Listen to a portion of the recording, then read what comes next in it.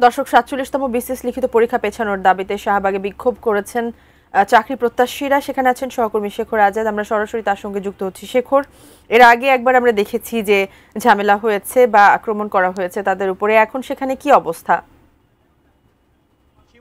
এই যে ৪৭তম বিসিএস এর লিখিত পরীক্ষা পেছানোর দাবিতে ৪৭তম বিসিএস এর প্রিলিমিনারি পাশ করা কিছু শিক্ষার্থী আপনারা জানেন যে বেশ কিছুদিন ধরে আন্দোলন করছে। আজকে তারা শহীদ মিনার থেকে তারা রওনা দিয়ে যমুনা অভিমুখে রওনা করে। তারপরে শাহবাগে পুলিশ তাদেরকে ব্যারিকেড দিয়ে আটকে দেয়। সেই তখন থেকেই তারা শাহবাগে অবস্থান করছে। শাহবাগ থানার ঠিক অপোজিটের যে রাস্তাটা, সেই রাস্তাটায় অবস্থান করছিল এবং ৫টার দিকে পুলিশের ব্যারিকেড ভেঙে তারা সামনের দিকে রাস্তার দিকে আগাতে থাকলে পারে পুলিশ তখন অ্যাকশনে যায় এবং পুলিশ জল কামান এবং হচ্ছে সাউন্ড গ্রেনেড এবং হচ্ছে লাঠিপেটা করে তাদেরকে ছত্রভঙ্গ করে দেয়। তারপর থেকেই এই যে এরিয়াটা হচ্ছে শাহবাগ থানা থেকে শুরু করে টিএসসি পর্যন্ত এই এরিয়াটা পুরোটা আসলে মানে বলা যায় রণক্ষেত্র। কিছুক্ষণ পরপরই পুলিশের সাথে শিক্ষার্থীদের ধাওয়া পাল্টা ধাওয়ার ঘটনা ঘটছে।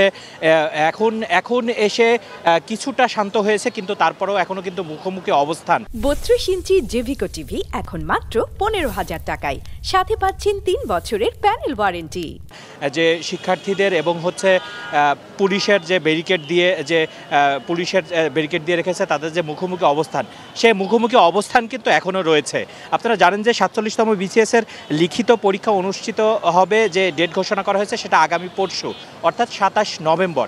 এই ২৭ নভেম্বরে আগামী পরশু দিন তাদের পরীক্ষা, অথচ আজকে তারা পরীক্ষা পেছানোর দাবিতে তারা আন্দোলন করছে। এবং আপনারা জানেন যে যেই হচ্ছে তারা যে দাবি করছে যে আমাদের লিখিত পরীক্ষার জন্য যে 2 মাস সময় দেওয়া হয়েছে, এটা আমাদের সাথে বৈষম্য করা হয়েছে এবং আমাদের বিগত সময়ে যে বিসিএস পরীক্ষার জন্য যে লিখিত পরীক্ষার জন্য যে বিগত সময়ে যে যৌক্তিক সময়টা দেওয়া হয় 6 মাস বা 8 মাস, কিন্তু এইবার হচ্ছে সেই সময়টা দেওয়া হয়, মাত্র 2 মাস সময় দেওয়া হয়েছে। তারা বলছে যে 59 দিন সময় দেওয়া হয়েছে এবং এটা তারা বলছে যে লিখিত পরীক্ষার যে ব্যাপক একটা সিলেবাস আছে, সেই সিলেবাস এই সময়ের মধ্যে আসলে শেষ করা, এই সিলেবাসের মধ্যে এই সিলেবাস শেষ করা এই টাইমের মধ্যে সম্ভব না।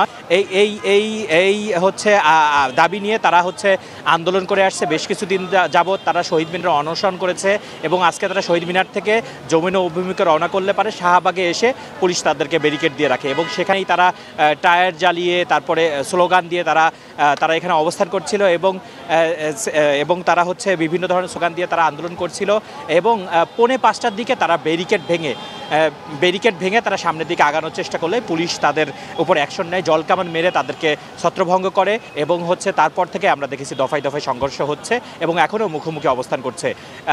এই ছিল আমার কাছে শাহবাগ থেকে সর্বশেষ।